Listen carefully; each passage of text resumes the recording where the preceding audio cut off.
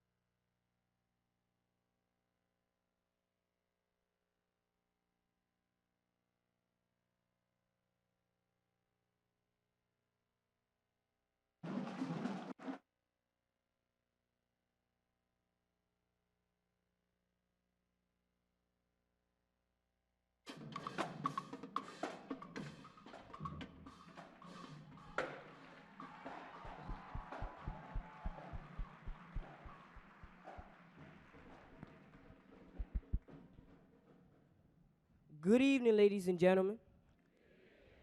My name is Elihu Betts. I am an 8th grader here at Martin Luther King Jr. Middle School, and I am a part of the track.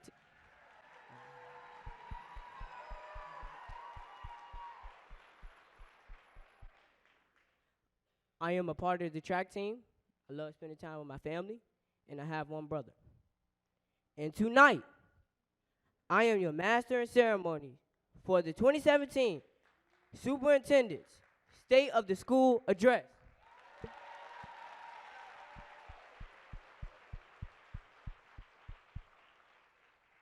Welcome. Thank you.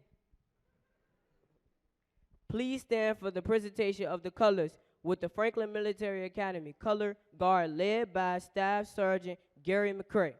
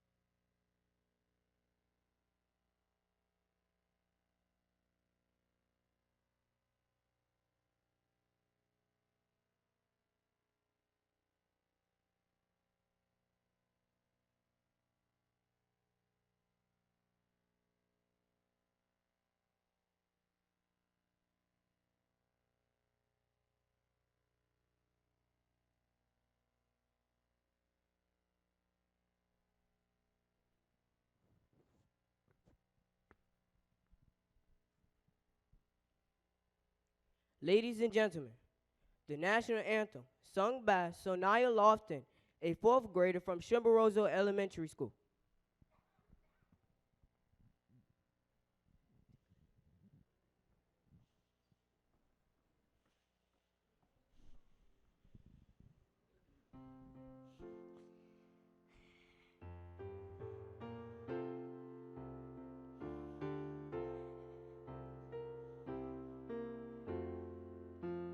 Oh, say you see by the dawn's early light what so proudly we hailed at the twilight's last gleaming, whose bright stripes and bright stars through the perilous fight o'er the ramparts we watched were so gallantly streaming, and the rocket's red glare, the bombs bursting in air, gave proof through the night that our flag was still there. Oh, say does that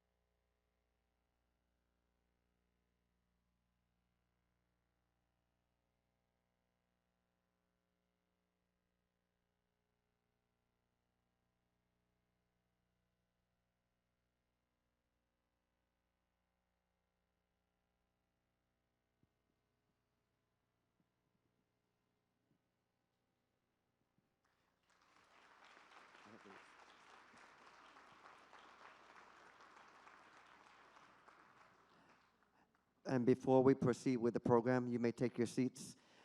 If anyone needs a Spanish interpreter, we have headsets available. Si alguien ocupa un intérprete en español, por favor, déjanos saber y con mucho gusto le atenderemos. Gracias.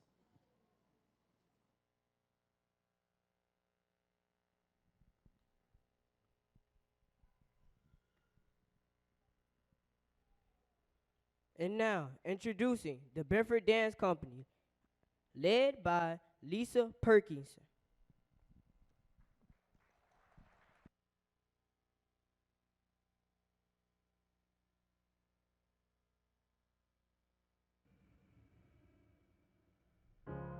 You're broken down and tired of living life on the merry-go-round, and you can't find a fighter, but I see it in you, so we gon' walk it out. Move mountains, we gon' walk it out and move mountains. And I'll rise like the day. I'll rise up, I'll rise unafraid. I'll rise up, and I do it 1,000 times again. And I'll rise up, I like the waves. I'll rise up, in spite of the ache. I'll rise up, and I do it 1,000 times again.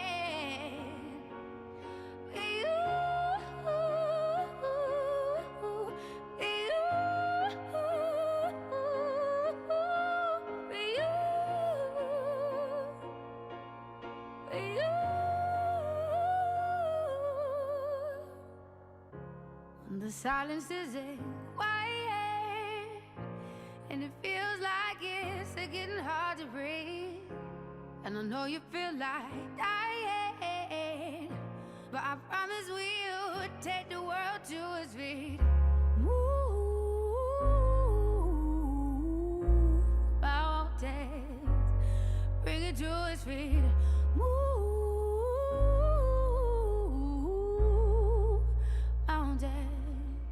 And I'll rise up, I'll rise like the day. I'll rise up, I'll rise unafraid. I'll rise up, and I do it 1,000 times again.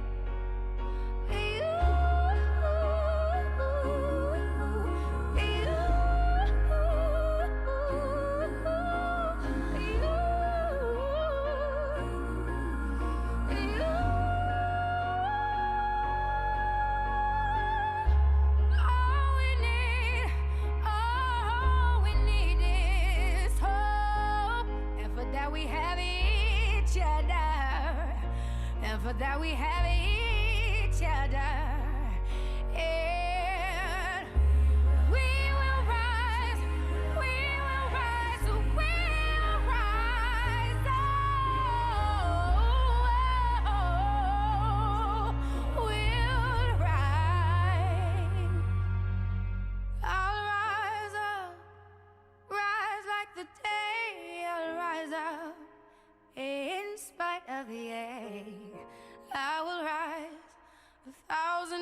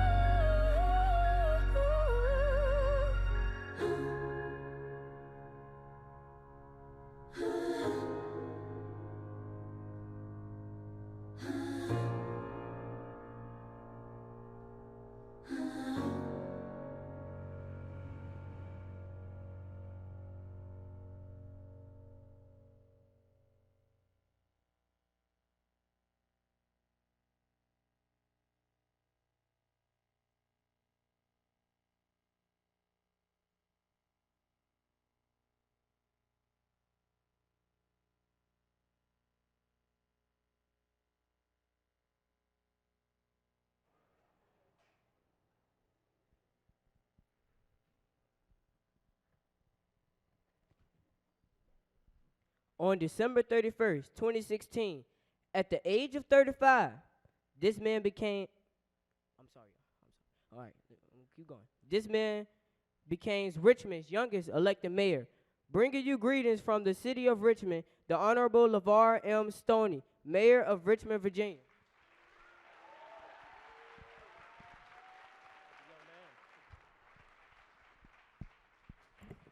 Give another hand for Mr. Betts here. Not easy. Well, I want to begin tonight by thanking Dr. Bedden for this opportunity to come and welcome you all tonight for the State of the Schools. Also, I'd be remiss if I didn't recognize our chair, Don Page, as well, and also recognize the hard-working teachers and staff of Richmond Public Schools.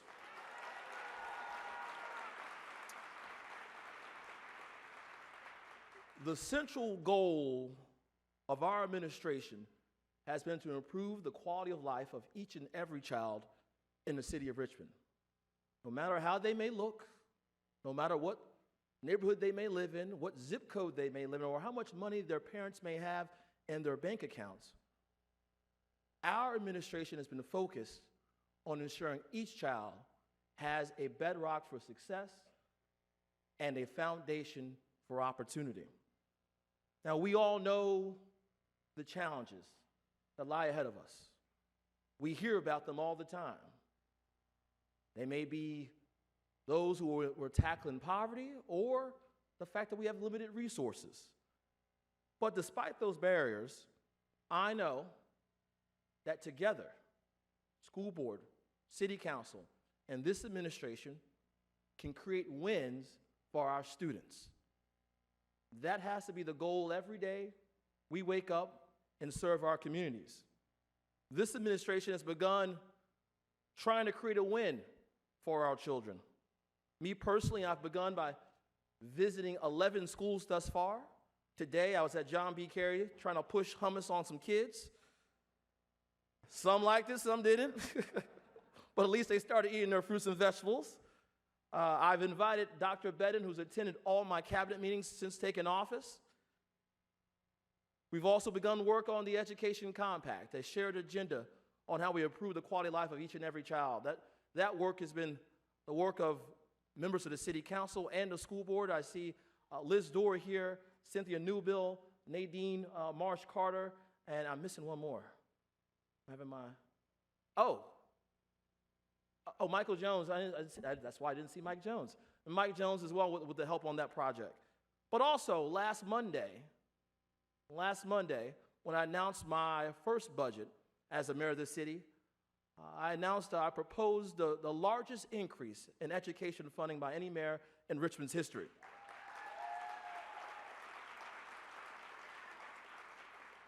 In that budget, we've earmarked $6.1 million to raise the salaries and close the decompression for all our teachers, but also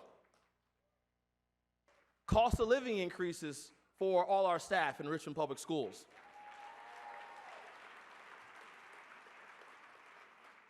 When I get to visit these schools, I think folks don't realize that there are children, students, teachers who are coming to work every day, doing everything they can, working their hardest on behalf of our children. They don't wake up out of bed shooting for average, shooting for mediocrity. They wake up trying to be excellent for our children. I think it's our job together, school board, city council, and the mayor, to raise the standard for our city. No longer should we tolerate mediocrity or tolerate average. Our job is to shoot for excellence every single day. And with the help of our families, of our parents, we're going to get there.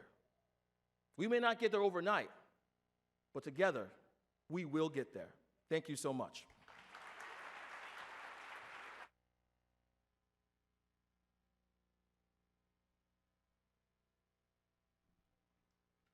Thank you, Mayor. Again, the mayor of the city of Richmond.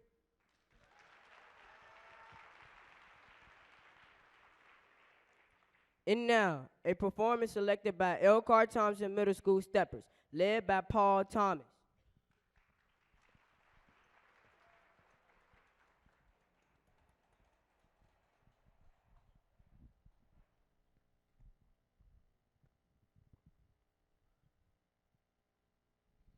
I used to think that I could not go on, but life was nothing but an awful song. And now I know the meaning of true love. I'm leaning on the everlasting arms. If I can see it, then I can do it. If I just believe it, there's nothing to it. I believe I can fly. I believe I can touch the sky. I think about it every night and day. I spread my wings and fly away. I believe I can soar. I see me running through that open door. I believe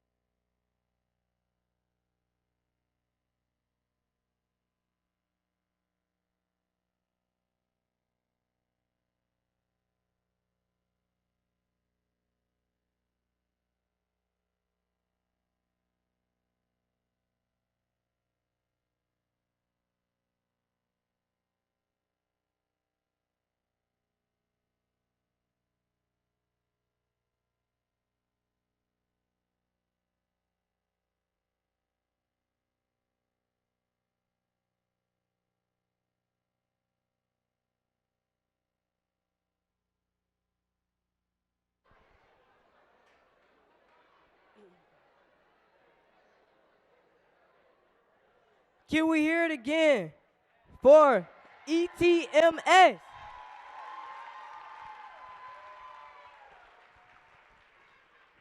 Again, welcome. As I said, I am a product of Richmond Public Schools. And to extend an RPS welcome, only like we can, first up, Miss Yadalibi Daddario from Harvard Elementary School.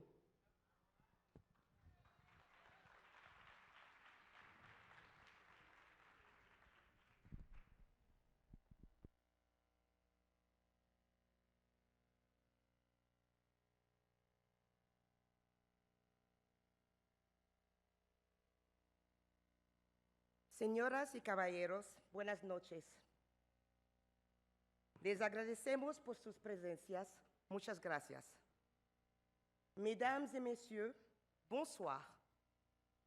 Soyez les bienvenus. Merci. Signore e signori, buonasera. Benvenuto.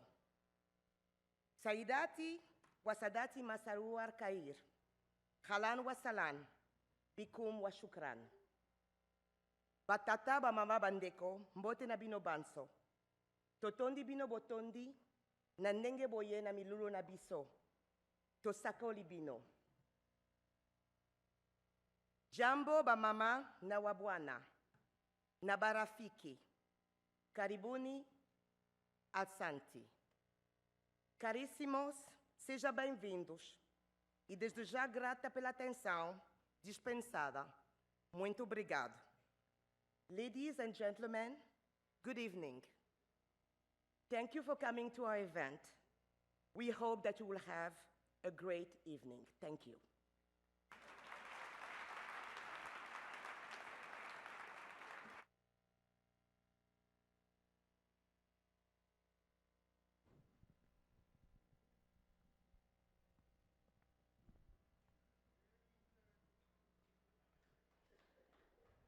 Next up, it is time for your cuteness alert. Welcome. Performed by MLK Preschool. The Tap In Crew, led by Miss Bailey.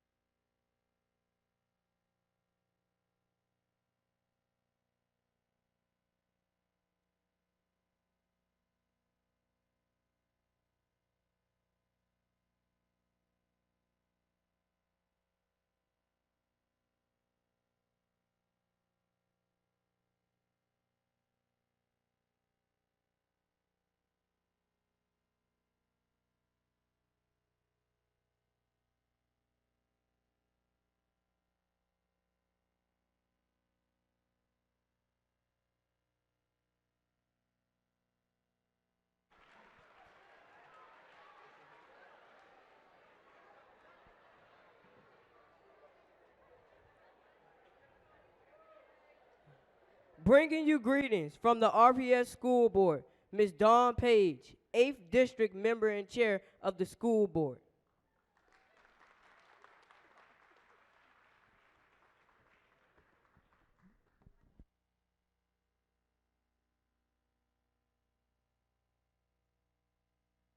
Thank you, Mr. Betts.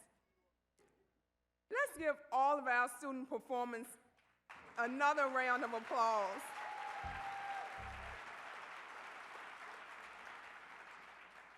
Priceless. That's all I can say is priceless. Good evening, everyone. Thank you all for joining us for the 2017 Superintendent's State of the Schools Address.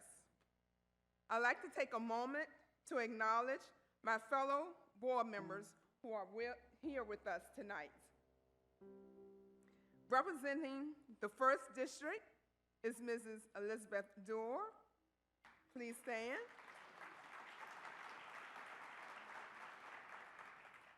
Representing the 2nd District is Mr. Scott Barlow. Representing the 4th District is Mr. Jonathan Young.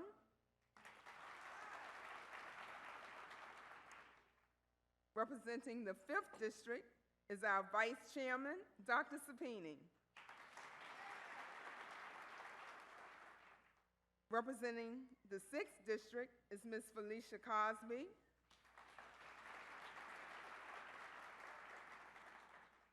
Representing the 7th District is Mrs. Nadine Marsh Carter.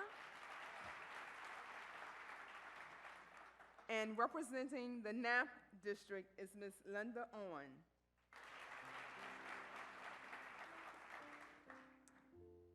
This is an exciting time for Richmond Public Schools. And as newly elected school board members, we look forward to hearing about the progress that has been made in the schools in each of our districts. I'd also like to acknowledge our colleagues on the Richmond City Council, Mayor LeVar Stoney, and his administration, as well as other elected officials who may be here with us this evening. Please stand so that you can be recognized.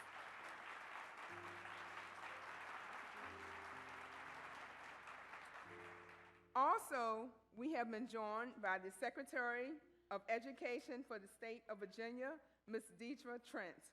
Please stand.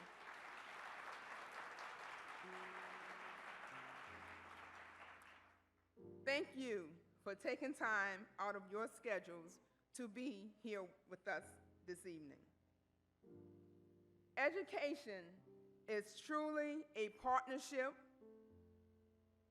We are thankful for the continuous support from the City of Richmond and our surrounding communities.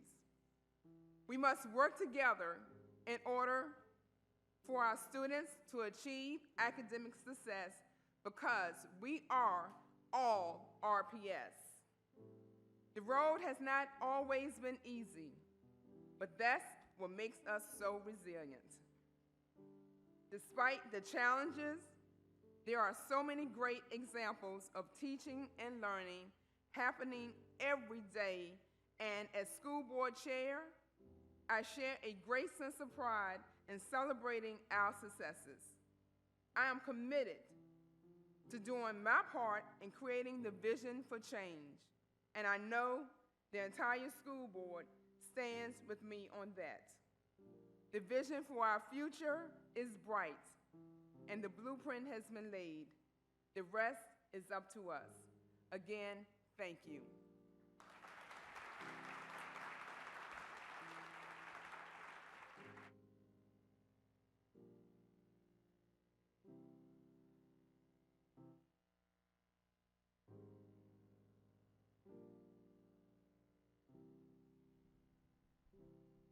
We hope you are enjoying yourself. If you are, let me hear you. Resilience, pride, success. Again. I can't hear you. We are. We are.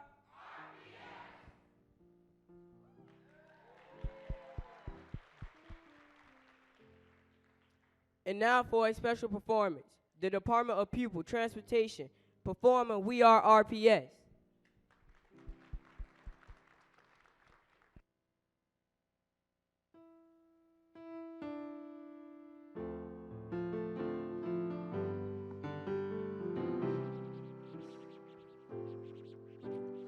There comes a time when we heed a certain call, when the world must come together as one.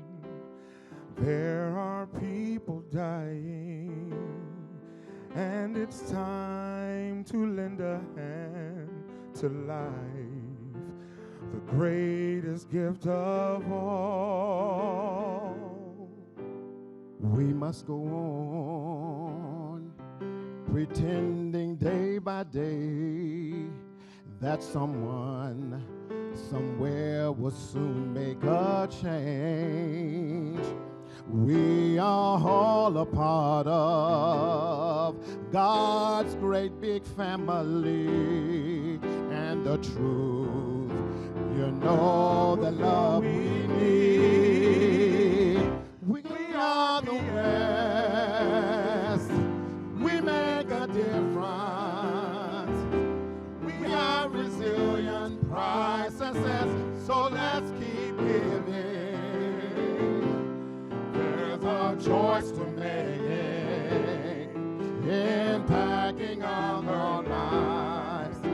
It's true, we make a better day when we achieve. We RPS, we make a difference. We are resilience, pride, success, so let's keep giving. There's a choice we're making, impacting others' lives. It's true, we make a better day when we achieve.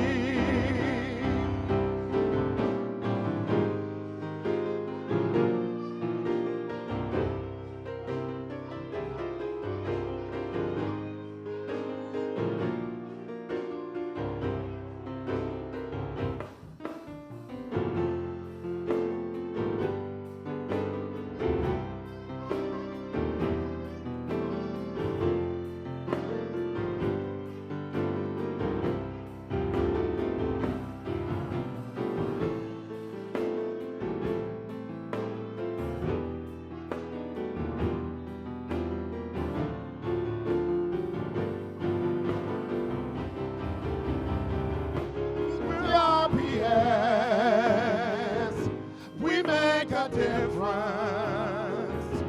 We have resilience, pride, success, so let's keep giving.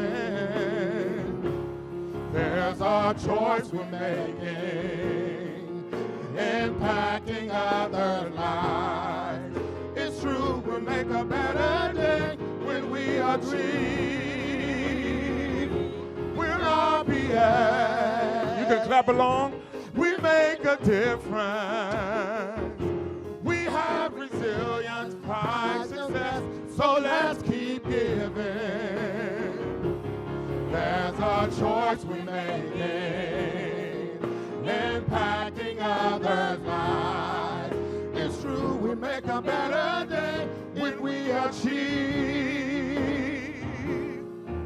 It's true, we make a better day when we achieve. It's true, we make a better day when we achieve.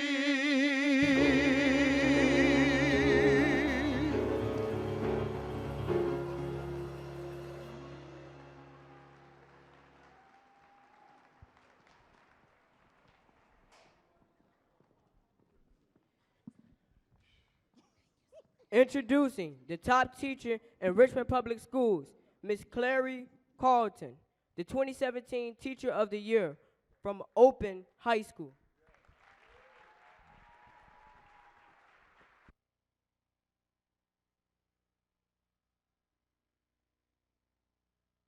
Good evening.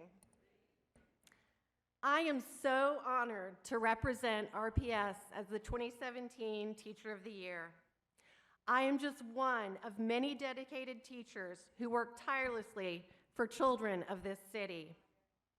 Our profession, although often maligned and misunderstood, remains a noble one. Teachers are agents of change in the classroom. Every day in this city, teachers are working to lift up students and with it, our entire community.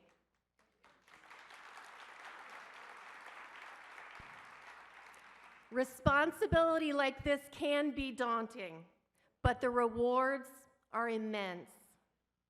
I have been privileged to teach English at Open High for almost 20 years. The students I have taught, the students I continue to teach, inspire me and challenge me.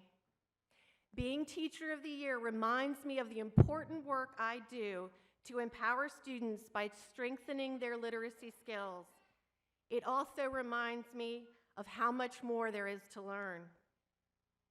I am also the proud parent of 2 RPS students who are thriving in kindergarten and 2nd grade.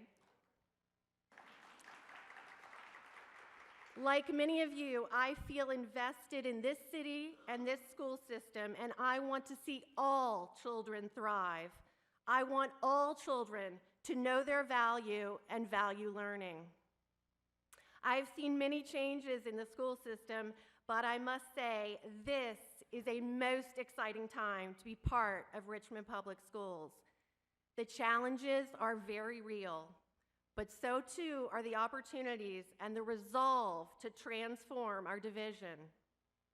So it is my great pleasure to introduce the Superintendent of Richmond Public Schools.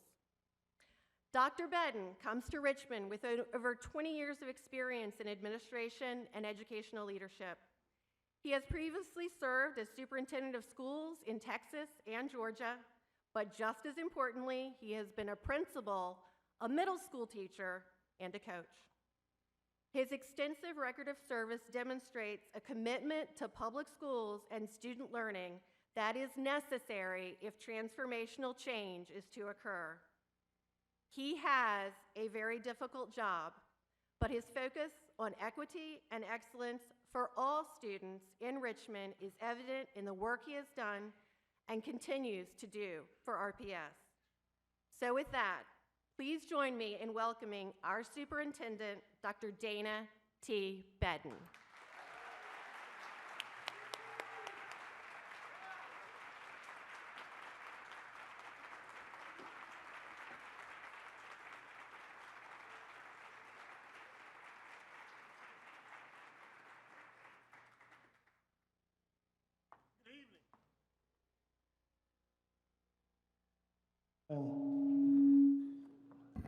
So I'll try it again. Good evening. I guess I'm sitting in the audience before we get started and looking at and talking to our chief and thinking about all the stuff that he and I deal with that is not the good stuff. But I hope that what you saw here tonight is really more of what is happening every day in Richmond Public Schools.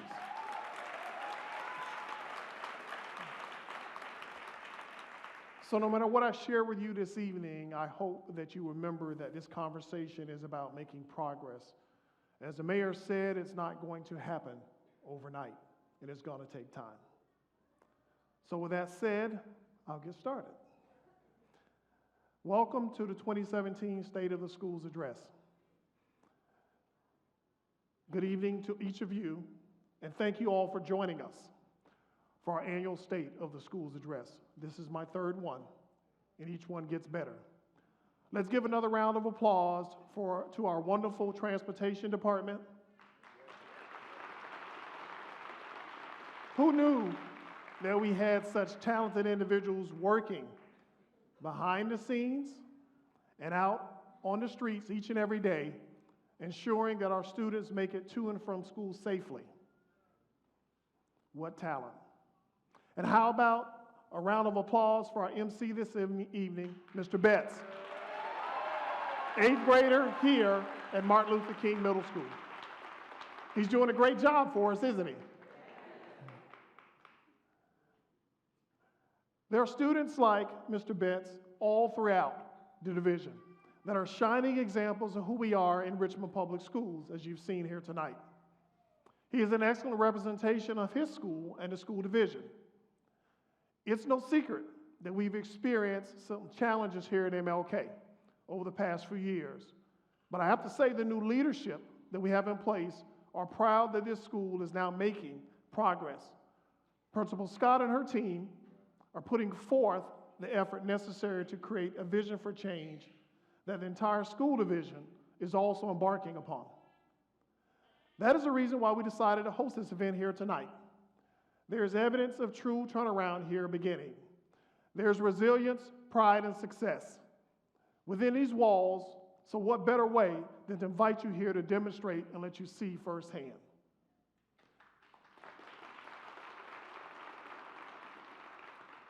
And I would be remiss that since we're here tonight, that you please join me in giving an extra shout out to the MLK Fall Indoor Track Team, the boys and girls basketball team, and the cheerleading squad, who are all city champs this year.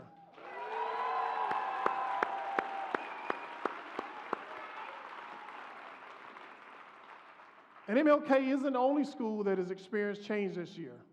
In fact, I think I'll take a moment to put some of our school principal leaders on the spot and ask them if any of the principals here that I may call upon tonight to share some of the exciting things happening in their schools with the help of our MC, Mr. Betts. I know I saw Mr. Gilstrap here in the audience. Mr. Gilstrap. Good evening, Dr. Bedden. At Huguenot, we've got some great things happening. As you've seen, green and gold is already the goal for some of the students here, even though they don't realize it's our green and gold that they're wanting to be. We've been attractive to quite a few guests this year. Dr. Trent has been there to speak. Mr. Stoney, Mayor Stoney's been there, and we've had quite a few esteemed guests this year. But we've also had some incredible growth. Huguenot started the year around 1,400 students. We're at 1,700 now. We are exploding. It is a place bursting at the seams. Just since January, we've added 150 students, mis nuevos estudiantes de Guatemala and El Salvador. They are wonderful new students at our school, and they are transforming our campus, making us a destination place for many Hispanic students in our community. We are now the largest Hispanic population in the Richmond City area at Huguenot High School, and we are just exploding and having a great time. Thank you. But Principal Williams, are you here with us? Can you stand up and raise your hand so our MC can find you?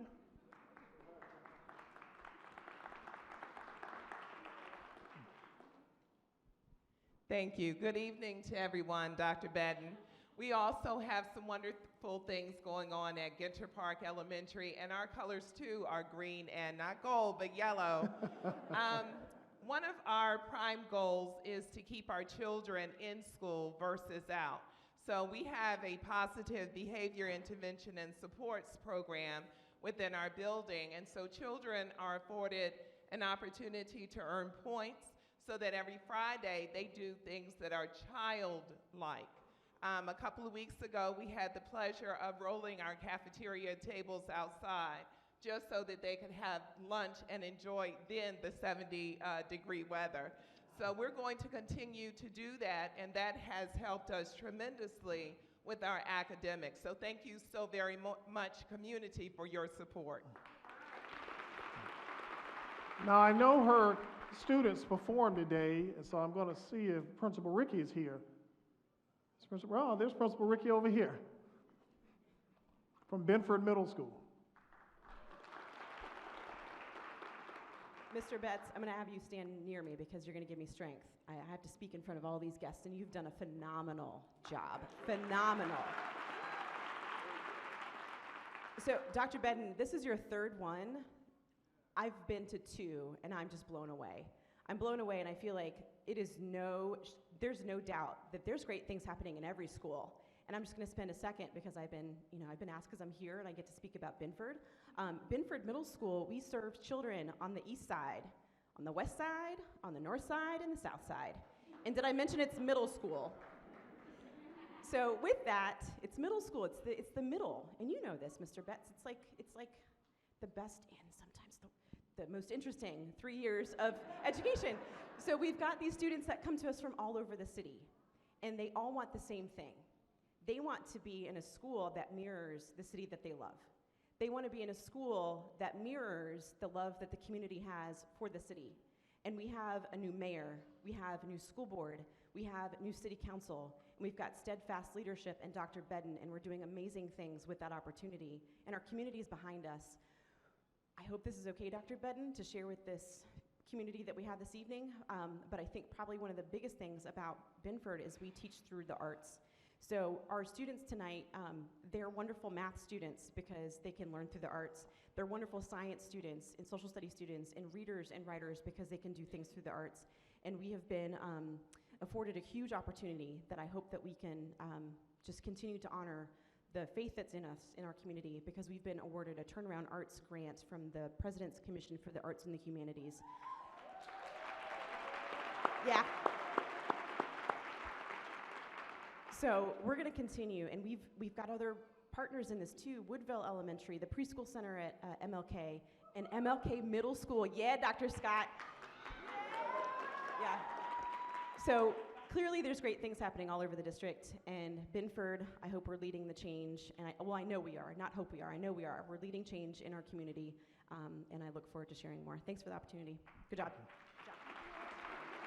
And one more, Daisy Green from Francis Elementary School.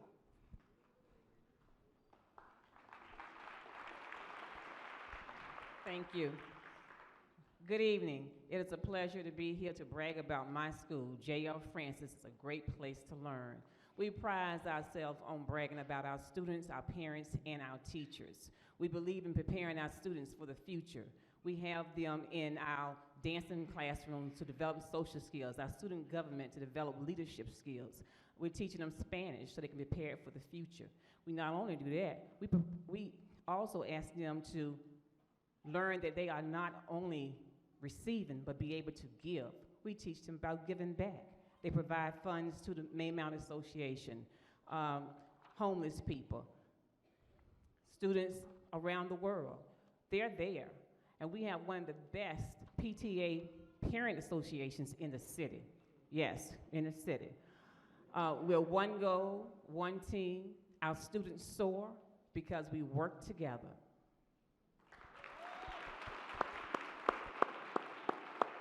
So I'd ask that you give all of our schools a round of applause for the work they're doing.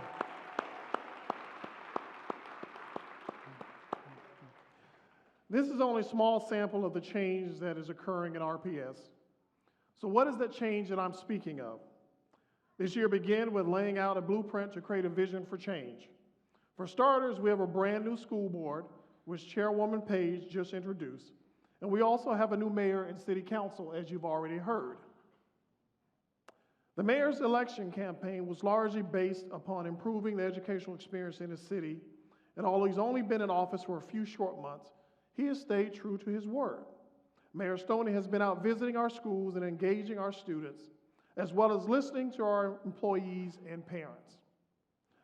I commend him for his sincere efforts towards establishing a joint approach between the city and the schools to assist us in fostering an atmosphere of equitable education for all students. There's been immediate collaboration between our governing bodies and administrations is working towards the creation, as you've heard, the Education Compact, which is certainly encouraging. A school division has an essential relationship with its locality. Education has been widely proven to reduce poverty, decrease crime, and positively impact economic development. Our schools impact retail sales, influence the housing market, and help to improve the overall quality of life in the city. We are not only one of the largest employers in the city, but the work that we're doing in our classrooms will ultimately shape the future of the communities that we serve. Mayor Stoney and our elected officials recognize this, and we appreciate all that they are doing and will do to make this a reality since they've been in office. At this time, again, I'd like to recognize Mayor Stoney, as well as members of his administration, the city council members, the city officials, and any other legislators or other dignitaries that are here with us tonight. So if you could, one more time, please stand and be recognized.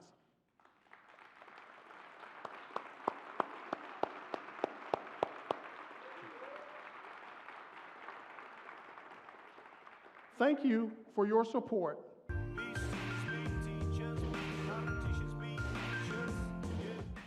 By ensuring that we have a collaborative partnership between city and schools, it allows us to get on the same page and move down the same road.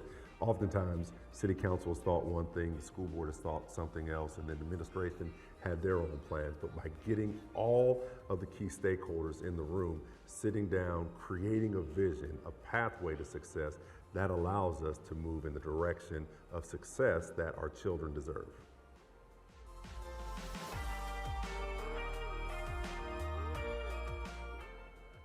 Mayor Stoney's Education Compact seeks to build collaboration. It's a collaborative effort between the mayor's office, administration, school board, superintendent staff, and city council.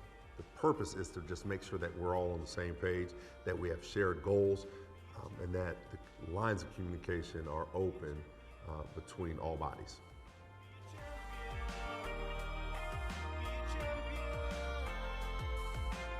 I'm Michael Jones, 9th District City Councilman. Richmond is a city of resilience. Richmond is RPS.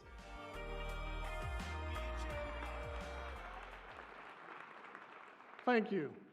With those efforts setting a tone from where we are headed, we can continue to operate with a growth mindset, and in doing so, positive change is definitely inevitable. Change occurs as a process, not as an event. Organizational change does not happen instantaneously because there was an announcement, a kickoff meeting, or even the unveiling of a new brand. Individuals do not change simply because they received an email or attended a back-to-school rally as we did at the beginning of this school year. When we experience change, we move from what we have known and done through a period of transition to arrive at a desired new way of behaving and a new way of doing our job, which for us is helping our students reach their highest academic and life potential every day. In other words, change occurs by doing the hard work. Many of you have probably seen the image and heard me use it to describe the state of change that our division is undergoing. As you can see here, there are 3 phases of the change management process, and most notably is the transition state, which RPS is currently experiencing. It is often characterized as messy, an unpredictable stage, and constantly in flux. It is typically emotionally charged with feelings ranging from despair to anxiety, to anger, to fear, to relief. During the transition state, you need to know that productivity predictably declines. The state requires us to accept new perspectives and learn new ways of behaving while still keeping up with the day-to-day efforts that we've already been charged with. Does this sound familiar? Yeah, right here at RPS. There's no denying that the challenges along the way, as we have contended with for years, of deferred resources and maintenance, deteriorating facilities, overcrowding in schools, partial funding of the academic improvement plan its first year, and 0 funding during the current year. In recognizing where our division is in the change process, we made a deliberate effort to address some of those challenges, not all, that I just mentioned through a number of methods and strategies. As a result, the blueprint we laid out for the school year, here's what we did. We implemented a division-wide structure of analyzing school data in areas such as academic achievement, culture and climate, discipline, and attendance, this being known as our new school progress plan tool. We reorganized schools into vertical alignment structure in order to promote collaboration and decision-making regarding the programs, support to our schools, and the use of resources across the full continuum of grade levels. We launched a new online enrollment system called Registration Gateway. We implemented a hub transportation system to provide students with equitable opportunities for specialty programs being offered throughout the division, as well as to ensure that our transportation department is able to maximize its resources, become more timely and efficient, and cost-effective in the delivery of services. We expanded the support for our growing international population, particularly on the South Side. We added state-of-the-art modular classrooms, although this was not a popular thing to do, and opening another early childhood center in a record 2-week period for a total now of 5 standalone early childhood centers within the division, increasing access for early childhood learning by 25% or more. It is important to note that as of January 2017, the newly opened Multicultural Service Center has served more than 2,300 people. Of that, 1,370 walk-ins and at least 336 registrations have occurred.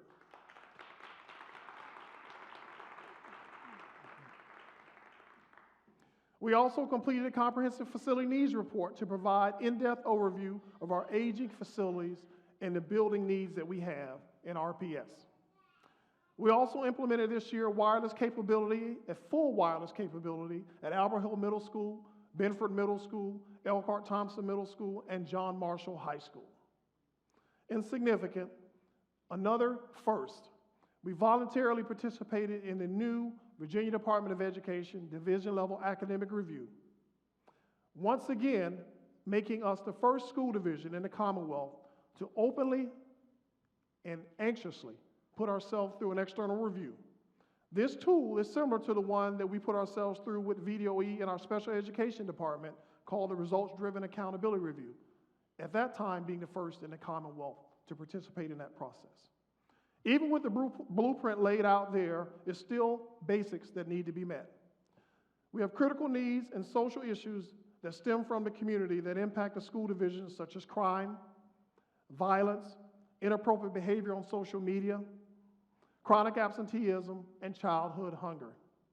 Oftentimes, as a school division that it has the 9th highest free and reduced lunch rate in the state, our schools are leading the way in trying to level the field in the area of socioeconomic challenges by providing nutritious meals that many of our students receive every school day.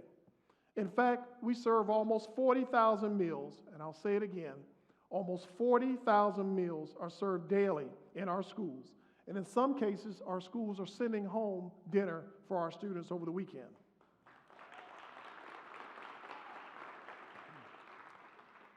This is why the support from the community is so critical for us. Educating our students is a collaborative effort because as a school division, we simply cannot do it alone. And in order to execute the vision for change, we must continue to address these needs. It is very difficult for a child to focus on their education if they are up against these competing factors. So as a result of our blueprint, we also did the following. We addressed the increase in poverty by creating the new Department of Student and Family Services that merged 6 separate offices into one department and relocated them to a more conveniently accessible building to better support our families. We established a more robust and larger McKinney-Vento resource room to meet the central needs that our students and families often lack when they experience homelessness. This includes items like food, clothes, school supplies, and hygiene products. We provided free dental examinations for our children at select schools through a joint partnership between our Health Services Department and the Give Kids a Smile. We restructured the Richmond Alternative School, now called the Spartan Academy, this past year, with a new RPS staff, new program, and a new partner who's with us here tonight, Camelot, that is working alongside RPS to improve the academics as well as meet the social, emotional needs of the students in an engaging school climate.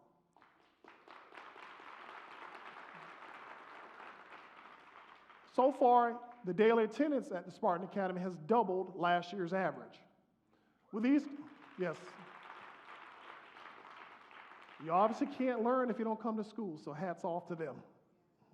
These competing factors, there are challenges that we have been finding resources to offer wraparound services. And thankfully, we have been able to partner with some of our community organizations to help alleviate some of the barriers that prohibit learning. One of those biggest challenges is trauma that our students experience in their everyday lives. So we participated in the East End Trauma Initiative, which is a partnership with multiple groups working with our Armstrong Pyramid of schools to develop adult awareness and skills to work with our students from trauma. Additionally, we launched a partnership this year with SCAN, Child Savers, and VCU with funding from Robbins Foundation to ensure that our instructional staff are trained to recognize the signs and to work with students who may have experienced some level of trauma during their childhood. These relationships are developed by building trusting relationships, providing a safe school, a safe environment, both physically and psychologically, and using teaching strategies that promote concentration and retention of information. We also appreciate our strong relationship with city agencies like the Richmond Police Department, and the chief is here with us tonight, and their support of our schools. Their support of the Office of Family and Community Engagement, their support of our Office of Safety and Security to ensure the safe and well-being of all of our students and staff that enter our buildings and our property. This is part of the blueprint of vision. Research shows that students living in urban or just plain poverty-stricken environments, no matter where the location, demonstrate significant and pervasive trauma histories. In the city of Richmond, over 40% of our students live in poverty or below the poverty level. This is a measure that is even more significant than the 78% free and reduced lunch, which is an indicator of poverty. There are increased incidences of behavioral disruptions resulting in serious court-involved charges and out-of-school suspensions, which all contribute to a higher rate of chronic absenteeism in our schools. Life events such as grief, loss of a loved one, neglect, physical and emotional abuse, untreated mental illness, all and impact of substance abuse all negatively impact the academic achievement of our students. These events are otherwise known as adverse childhood experiences, or commonly known as ACEs. ACEs are categorized as either neglect, abuse, or household dysfunction. As you can see here, there are factors in each category that lead to an adverse childhood experience. Just take a moment to think about your own childhood and how many of these experiences listed here were a factor in how you grew up.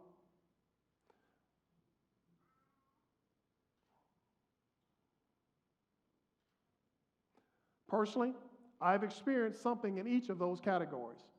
Now imagine if you experienced everything listed here. Could you learn and retain information? Would you be able to focus? How about get along with your classmates or actively engage in lessons or activities? Possibly you could, but it would take a lot of support and resources. I myself was fortunate that I got the support, which is why I'm able to stand here before you today. And that is what we're faced with in our schools each and every day.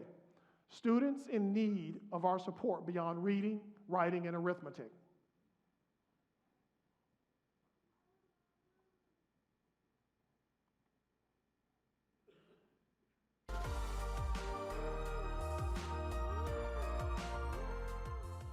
Child Savers is proud to be a part of Richmond Public Schools' Vision for Change. The Richmond Public Schools Resiliency Project focuses on the social and emotional well-being of children in the school system.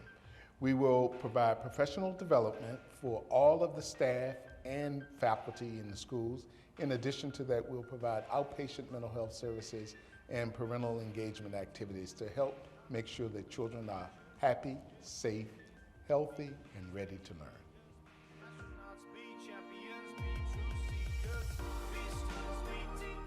Child Savers' mission is to guide our community's children through life's critical moments with trauma-informed mental health and child development services. And that mission is exactly what we need to do in Richmond Public Schools to help children who are socially and emotionally troubled to be better and perform better in school. So we'll be working with the staff and we'll be working with parents to ensure that those children receive the mental health and child development services that they need to be successful in life.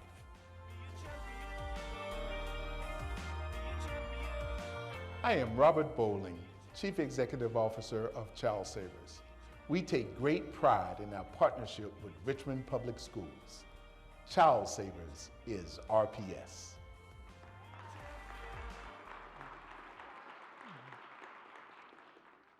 So as you can imagine, managing those ACEs and peeling back those layers can be costly.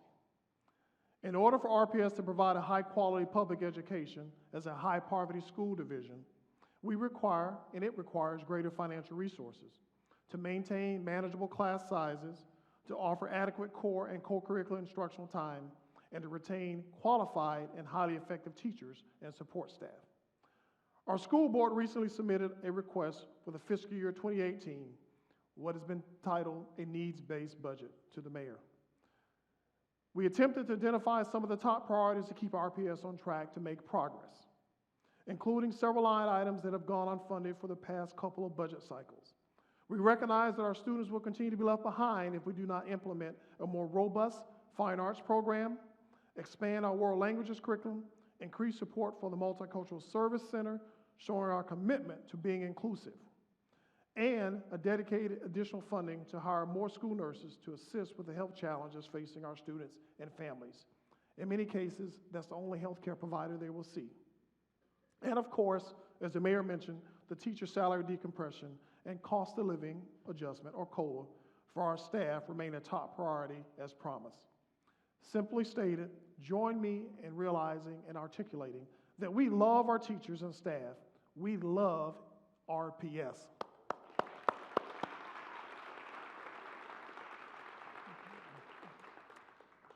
While it has been refreshing to see a mayor's enthusiasm for reinventing and reinvesting into our students and schools, we understand that determining the actual amount that can be appropriated has been difficult and is a difficult task, and he's done what he could do thus far. That said, we are sure and confident that he will continue to do his best with the limited resources he has available to him. This will take time, and we are dedicated to working with the city to figure this thing out together. One thing that we have figured out is that the current Commonwealth funding formula has not changed. The state's funding formula is flawed in that it calculates the basic cost of educating a student with the assumption that the educational playing field is equal and able to be funded locally, when in fact the students do not have equal accessibility to their basic resources. It becomes even more misleading because the locality's ability to pay is factored in without sufficient consideration of the additional costs incurred by the school division and the locality due to poverty, special needs, or being an English language learner. Most do not realize how much that impacts RPS due to the unique student population that we serve. Equitable school funding in Virginia will not improve until the formula is changed and students in school divisions with higher concentration of poverty like Richmond that have the property value and wealth that does not reflect the demographics we serve, our students will continue to suffer. It is often said that Richmond spends more per pupil than any other school division in the Commonwealth, which is not accurate. While Richmond is higher than its peer and neighboring school divisions, as I just stated, there are significant reasons why. Compared to our peer school division, Richmond has substantial differences in student population needs. Our average free and reduced lunch rate is 78% compared to our peers' 64%, and the Commonwealth's 39%. Richmond's special education population is 18% compared to our peers' 11% and the state average of 12%. Our division's per pupil expenditure of $12,731 is actually not too far off and close to the state average of $11,242. Funding received from the state and local is not higher than the average division in the state, even though ours has a far greater need than the average. To some, it may appear that we are actually doing well with funding because we receive greater local and federal funds. However, the bottom line is that it costs more to educate students under high socioeconomic challenges. So here's a breakdown of our current general fund budget to answer the question, how does RPS spend its money? Of the $280 million budget, 75.2% goes towards instruction and instructional support. 9.6% goes towards maintenance and operations. 5.9% goes towards administration, attendance, and health. Specifically broken out, only 2.8% is spent on administration, with 3.1% going towards attendance and health. 3.6% for technology, 3.3% for transportation, and 2.2% goes towards our debt service and transfers, like our charter school payment. For Richmond Public Schools, academic success cannot simply be measured by a test. We understand the importance of preparing our 21st century learners to be globally competitive through assessments, but our goal is to help them excel beyond the pre-K through 12 experience by offering various innovative programs for personalized instruction. Some of those include, but are not limited to, the Algebra Project, which is a grant-funded national mathematics literacy effort aimed at helping low-income students and minority students to successfully achieve mathematical skills and be a prerequisite for college prep sequence. We have a criminal justice program in partnership with the Richmond Police Department that is allowing our students to shadow, observe, and interact with the Police Academy cadets. Performance-based assessments in science and history to engage students in real-world, hands-on learning projects. The expansion of the fine arts by implementing the President's Commission on the Arts and Humanities turnaround program at 4 of our most challenged schools. You've heard Benford, Woodville, MLK, and MLK Preschool. We're the only school division in the Commonwealth to be awarded this program, one of only about 70 in the entire nation.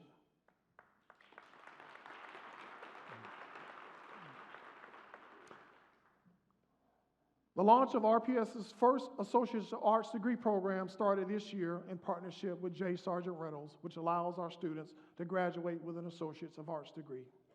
We've expanded our virtual course offerings for our students. And finally, we're partnering with other regional school divisions to launch a Code RVA Regional High School with focuses on computer science, coding, technology, and digital literacy. We plan and hope to bring forward additional proposals to the school board in the near future in the areas of world language and STEM, otherwise known as science, technology, engineering, and math. Speaking of technology and project-based learning, our Career and Technical Education Department, better known as CTE, has made great progress in working to truly integrate career and technical education into the RPS instructional model in numerous ways. For example, assisting with the opening of the Lucille Brown Middle School $100,000 grant-funded Fab Schools Lab, and representing RPS at the U.S. Senate CTE caucus in Washington, D.C. Our students have been exposed to so many career pathways to ensure they will continue to reach higher upon their high school graduation.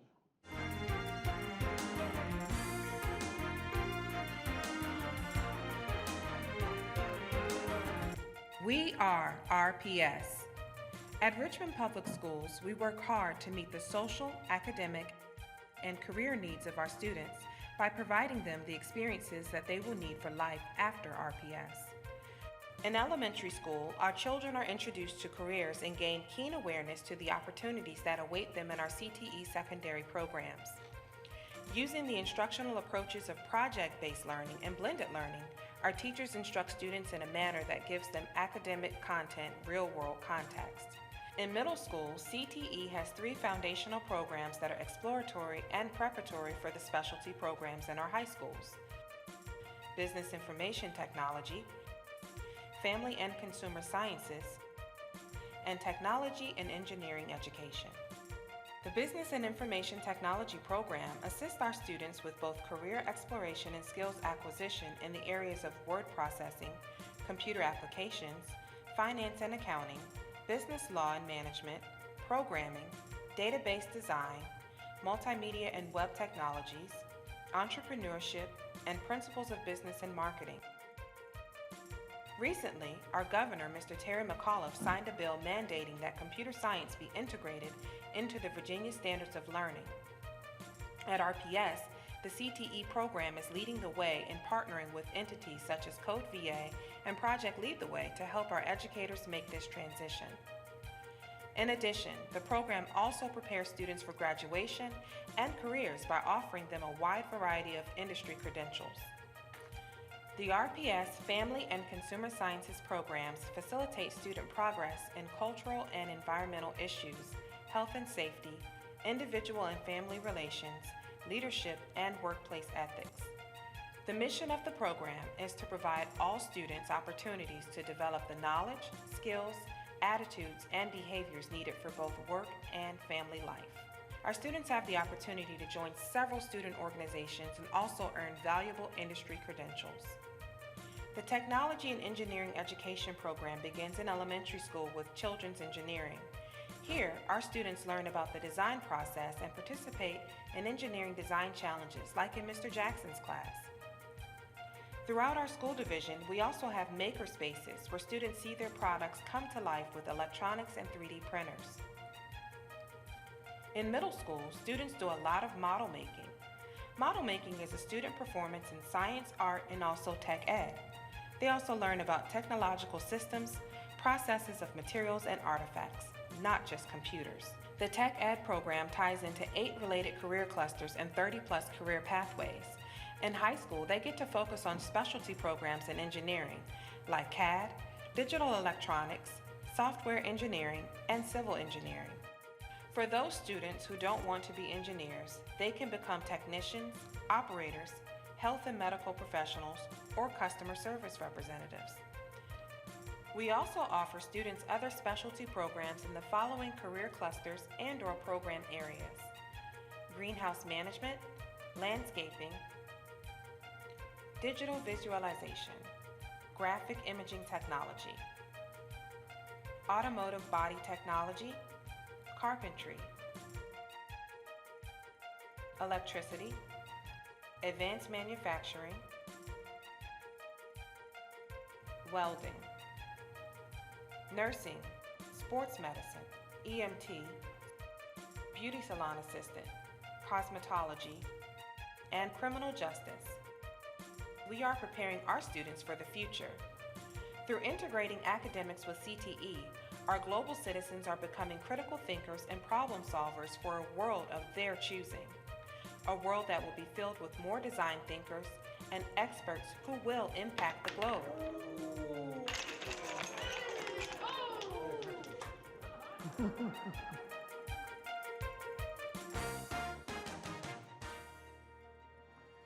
Ladies and gentlemen, our CTE program.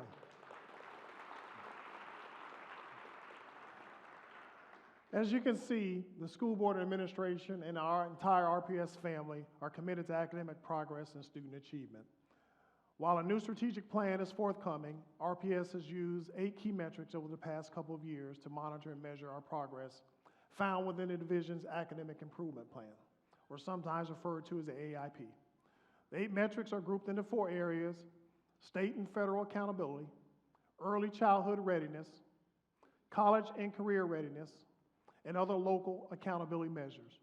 The 8 specifically are: school accreditation is required by the state, federal annual measurable objectives, early childhood literacy, advanced program participation, advancement to college, career and technical education completers, attendance, and of course, Virginia on-time graduation rate.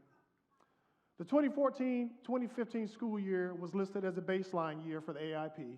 So let's take a look at where we are now.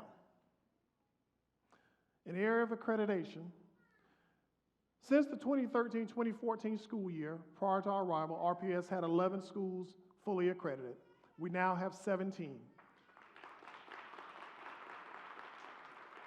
which is a 14.2% improvement of the percentage of schools fully accredited, or a 55% increase in the number of schools. As a result of our increased focus on teacher and principal professional development, centered on effective instruction, guided by the academic improvement plan and the team development, we have been able to move and maintain more schools meeting the fully accredited status. In 2013-2014, as you were told, there were 11 schools, and that was 11 out of 45 that were fully accredited, only 24%. And in 2014-2015 school year, we moved to 17, which put us at 38%. And then this past year, we maintained the 17 out of 44, which put us at 39% of our schools. Additionally, there were 22 schools that were already labeled as warned or denied or reconstituted when we became a part of the RPS family. Since that time, we've been able to move 11 of those 22 schools that show demonstrated growth, 50% of them. 17 of the 22, or 77% of the school, made gains in at least one subject area since the 2012-2013 school year. We're not satisfied, but we're talking about progress, ladies and gentlemen. On our annual measurable objectives, which is required by the federal government, they're established by the federal government, and in the 2013-2014 school year, RPS had a pass rate of 53% in English reading and 55% in math. During the past year, our students improved in English and reading to a pass rate of 60%. But we still have work to do in math, ladies and gentlemen. In early childhood literacy, we will all recognize the importance of early childhood literacy in the success of our students. Our performance in this area is measured by the percent of students scoring at the benchmark on the spring administration of the Phonological Awareness Literacy Screening, or sometimes known as PALS. Our data from the previous year shows that we had 71% of our students meet the mark, which is the decrease from the previous year. However, the good news is, and probably one of the reasons for the decrease as we continue to work, is that we had a substantial increase in the number of children that we provided access to early childhood programs. Approximately 1,100 students now, well above the roughly 800 students when we arrived here in RPS, are now participating in our early childhood program. Advanced program and college participation, which is also about our 2- and 4-year college attendance, SAT and IB, for example. I'm happy to say that we met or exceeded our performance targets in several of these areas. Enrollment in our 2- and 4-year college increased from 727 students to 814, a 12% increase. SAT participation increased by 42%, going from 526 students taking SAT to 913 students. Our IB participation rate increased from 227 students to 350 students taking at least one IB course, or a 54% increase. Unfortunately, we still have work to do on our AP participation, but again, we're talking about progress. Our on-time graduation rate goal is to have 85% of our students meet the mark each and every year, but we would like to hit that mark by the 2017-2018 school year. This past year, we saw a slight decrease on our graduation rate, going from 81.4 to 80.2%. And our attendance, RPS's goal is to reach 94% average daily attendance. RPS again posted a 93% average daily attendance rate. Still work to be done. Career and technical education, finally, as part of our balanced efforts to increase equity of opportunity for college access programs, we're also focusing on our career readiness efforts. I'm proud to announce that the number of career and technical education completers, meaning a person who has gone through 2 years of a sequence of coursework with us, went from 634 students to 689 students, a 9% increase. Reaching these performance targets is paramount to educating our students. Despite severe economic disparities and fiscal limitations, we will continue to work to close the achievement gap. It is important to also note that we have schools that showed significant progress and missed the mark by only 1 or 2 points for full accreditation. For example, with 2 of the principals you heard from tonight, Ginter Park and J.L. Francis Elementary Schools are examples of schools that showed significant gains of 5 percentage points or more and missed making full accreditation in one content area. The ups and downs in the data trends are indicative of the transition phase that you heard me talk about earlier. Addressing the years of challenges, limited resources, and inadequate systems will take more than 2 school years to change. Again, the change process does not happen overnight. Nevertheless, our schools have continued to show remarkable progress, and that deserves a round of applause.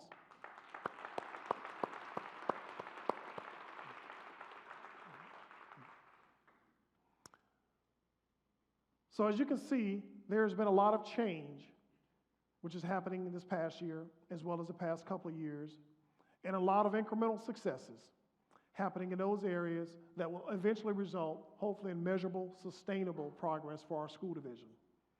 In addition to the systemic and procedural changes that have taken place, we also recognize the opportunity to revamp our image to better reflect who we are becoming as a school division.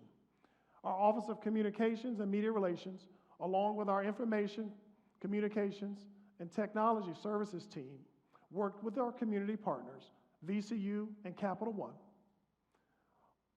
One, on to gather feedback and also create a new brand, new logo, and a new image, and a new tagline, a new division website that we launched this school year. This change signals a visual cue to our teachers, students, and parents in the community that RPS is committed to shifting the public's mindset and that the transformation is imminent. But it's about so much more than the new colors and a catchphrase. Refreshing our brand is also about cohesiveness and setting the tone for collaboration and collaborative work. We now have an identity that speaks to who we are, and we can take ownership in that. RPS has been at an important crossroads, and this rebranding is part of the larger vision that comes with hope and expectations that the results will eventually manifest themselves into greater gains. Our brand and our image should match the direction that we are headed in. It should mirror the amazing things that you saw here tonight that are happening in our schools. Like Carver Elementary School this year receiving the National Blue Ribbon Schools Award, or our Title I Program Director, Dr. Ernestine Scott, who is here, being elected President of the Virginia Association of Federal Education Program Administrators, or our students performing with 3-time Grammy-nominated jazz saxophonist James Saxmo Gates as a member of the RPS All-City Jazz Ensemble. This is a great story to tell, and I would personally like to hear more of these type of sound bites, and we will. Everything that I've shared here with you tonight is a part of our story.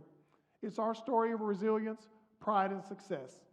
I hope it is clearly evident that we are passionately committed to meeting the needs of a diverse and increasingly diverse student population with limited resources.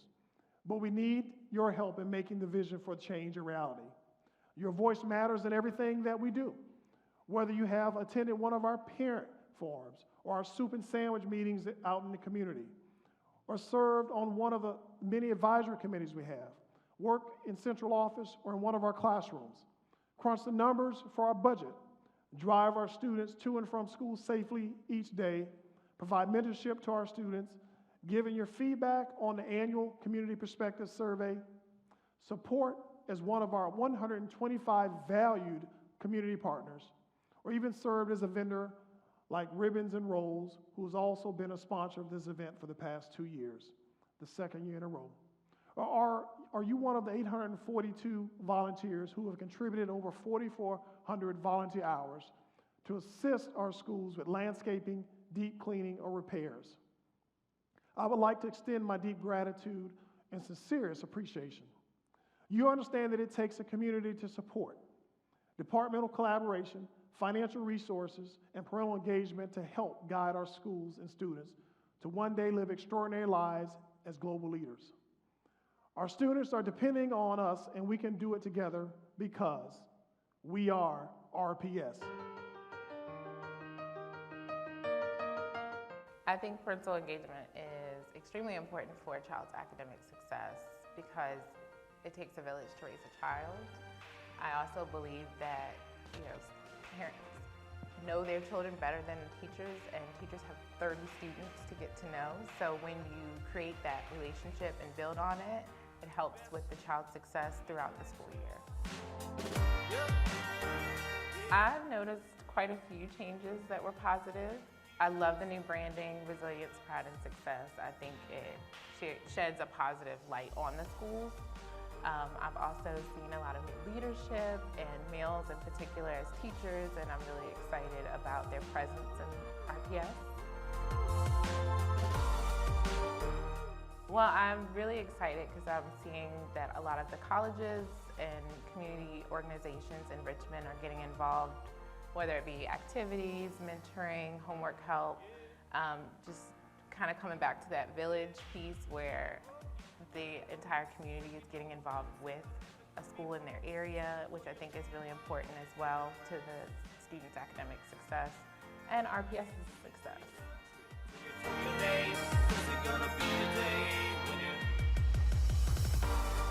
I am Kai Banks, a parent of a Chimborazo Elementary School student, and I am actively involved in my child's academic success.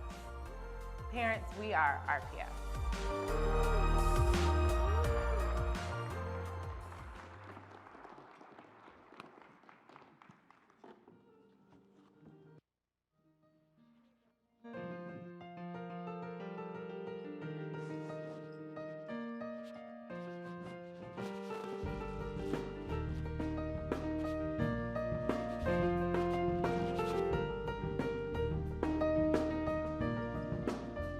Yeah, you can be the greatest, you can be the best, you can be the King Kong banging on your chest.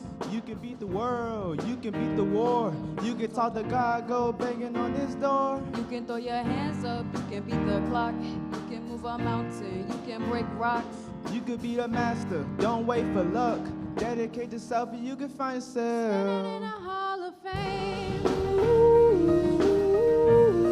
And the world's gonna know your name.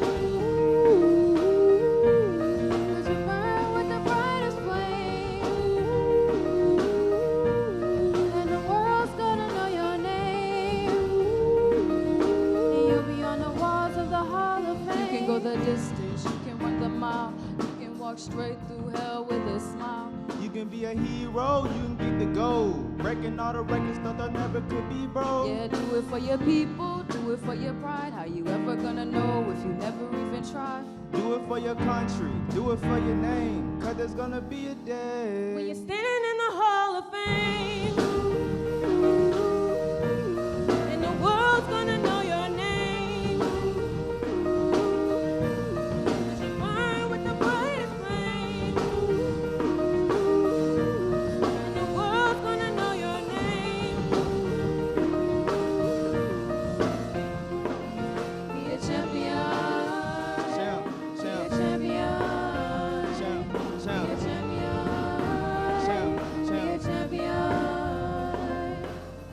be students. Be teachers, be politicians, be preachers. Hey, hey, Be believers, be leaders, be astronauts, be champions, be truth seekers. be students, be teachers, be politicians, be preachers. Hey, Be believers, be leaders, be astronauts, be champions. Standing in a hall of fame. And the world's gotta know your name. Cause you burn with the brightest flame. And the world's gonna know your name. And you'll be on the walls of the hall of fame. You can be the greatest, you can be the best. You can be the King Kong banging on your chest. You can beat the world, you can beat the war. You can talk to God, go banging on his door. You can throw your hands up, you can beat the clock. You can move a mountain, you can break rocks. You can be a master, don't wait for luck. Dedicate yourself, you can find stuff. Standing in the hall of fame. Resilience, pride, success. We are RPS.